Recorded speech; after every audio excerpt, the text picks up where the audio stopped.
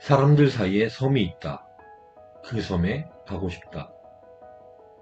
한국인에게 널리 읽히는 정현종 시인의 섬이라는 시의 전문입니다. 짧은 시의 대명사로도 유명하지요. 아무리 가까운 사람이라도 그 사람과 나 사이에는 어떤 간격이 존재할 수밖에 없겠습니다. 그 간격을 메우고 싶다는 소망의 시로 널리 읽히는 시입니다. 이 시의 어조만 조금 바꿔보면 어떤 일이 일어날까요? 직접 바꿔보도록 하지요. 사람들 사이에 섬이 있습니다. 그 섬에 가고 싶습니다. 의미의 변동을 주지 않고 종교로미만 경어체로 바꿔봤습니다.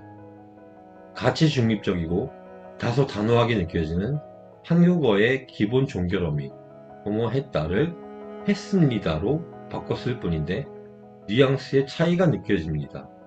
아무래도 조금 더 겸손해 보이고 조금 더 조심스러워 보입니다. 이러한 말의 뉘앙스를 결정해주는 요소를 우리는 어조라고 합니다. 이 시의 어조를 조금 더 바꿔볼까요? 사람들 사이에 섬이 있네. 그 섬에 가고 싶네. 한해의 어조는 한국어 종교로미 중 가장 음악적인 요소가 강합니다. 어조를 한해로 바꾸기만 해도 대부분의 시들은 조금 더 음악적이 됩니다.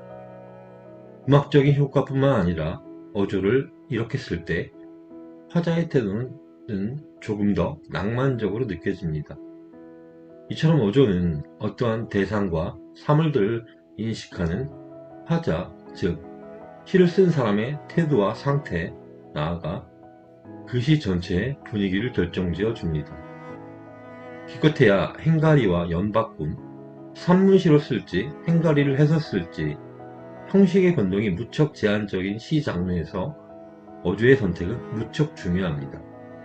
저 같은 경우 어떤 시를 쓰다가 내용에 맞는 어조를 찾지 못해서 대략 한 달 동안 어조만 생각하며 보낸 적이 있습니다. 최종적으로는 내가 스스로 판단해서 할 일이지만 그 시의 내용에 꼭 맞는 어조를 찾았을 때의 그 느낌은 무엇과도 바꿀 수 없는 소중한 것입니다. 시라는 장르는 문학의 하위 개념이고 문학도 결국은 인간이 인간에게 무엇인가를 말하는 방식 중 하나입니다. 어떤 대화에서는 말의 내용보다 말 자체의 느낌이나 뉘앙스, 전체적인 태도 등이 더 중요할 때가 상당히 많습니다.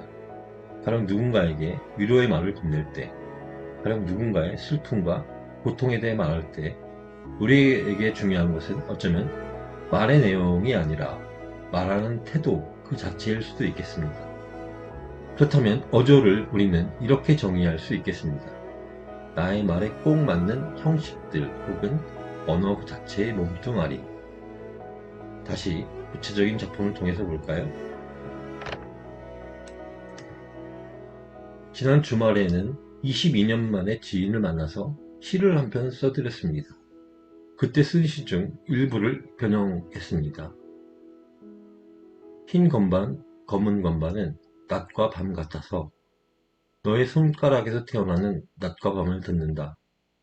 흰 돌, 검은 돌은 아름다움 이분법의 세계. 너는 피아노를 치다 말고 나를 흘끔 본다. 창문으로 들어오는 빛은 영원할 것 같다. 저 소리들은 나무 의자에 앉아있다. 나무의 전생을 부를 수도 있을 것 같아서 지난 주말에는 음악들을 데리고 소풍을 다녀왔다. 어떤가요? 문장의 기본형, 즉 하다로 문장을 운용할 때의 장점은 기본형만 누릴 수 있는 어떤 단단함을 시가 자연스럽게 획득할 수 있다는 것입니다. 이 시 어조만 조금 변형을 해보겠습니다. 부어체를 중심으로 바꿔보겠습니다. 흰 건반, 검은 건반은 낮과 밤 같아서 너의 손가락에서 태어나는 낮과 밤을 듣고 있어. 흰 돌, 검은 돌은 아름다운 이분법의 세계. 너는 피아노를 치다 말고 나를 힐끔 보내. 창문으로 들어오는 빛은 영원할 것 같지. 저 소리들은 나무에 앉아 있어. 남의 전생을 부를 수 있을 것 같아서 지난 주말에는 음악들을 데리고 소풍을 다녀왔어. 어떤가요? 조금 더 다정해진 느낌이지 않나요? 시를 쓴 사람, 즉 나와 시로 쓰여진 너의 거리를 보면 기본형의 어조 하다 보다는 구어체의 어조, 즉 했어, 띠와 같은 어조가 조금 더 가까운 느낌입니다. 카메라의 렌즈에 비유를 하면 하다의 어조에 비해 구어체의 어조는 줌인을 한 것 같습니다. 이 경우에는 어떤 어조가 맞다 틀리다 판단할 수는 없겠고 단지 시 전체를 완성하면서 어조를 결정하는 편이 좋겠습니다. 저는 이 시의 어조를 한해라고 결정했었는데 직접 바꿔보겠습니다. 흰 건반, 검은 건반은 낮과 밤 같아서 너의 손가락에서 태어나는 낮과 밤을 듣네. 흰돌 검은 돌은 아름다운 이분법의 세계. 너는 피아노를 치다 말고 나를 힐끔 보내. 창문으로 들어오는 빛은 영원할 것 같네. 저 소리들은 나무 의자에 앉아있네. 나무의 전생을 부를 수도 있을 것 같아서 지난 주말에는 음악들을 데리고 소풍을 다녀왔네. 이런 식으로 한 해의 어조를 중심으로 시를 이끌어 나갔습니다. 이 시의 내용은 전반적으로 피아노 소리를 중심으로 전개되니까 아무래도 음악적인 효과를 주는 게 무난하겠습니다. 우리 한국어로 가능한 어조 중에서 가장 특이한 게 저는 의문형이라고 생각합니다. 조금 극단적인 경우이긴 하지만 이 시를 전체적으로 의문형으로 바꿔보겠습니다.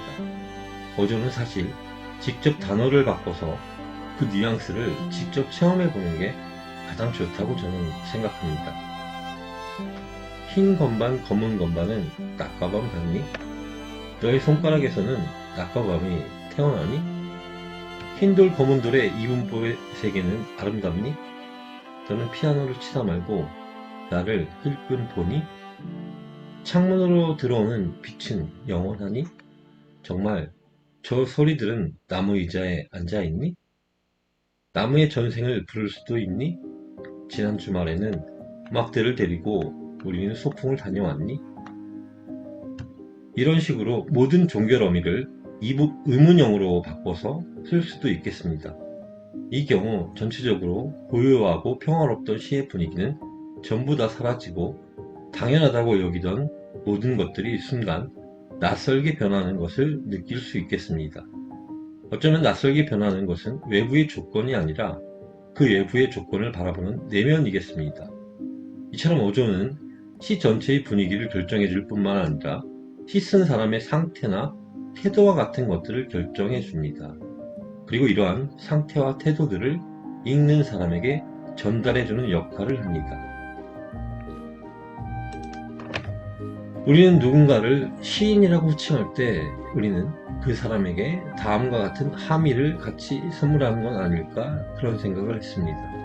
시인, 한국어를 자유자재로 그 내면의 분위기까지 전달하는 사람 혹은 상태. 내용에 집중하지 말고 말하는 방식을 바꿔보세요. 놀라운 일들이 벌어질 겁니다. 시청해주셔서 감사합니다.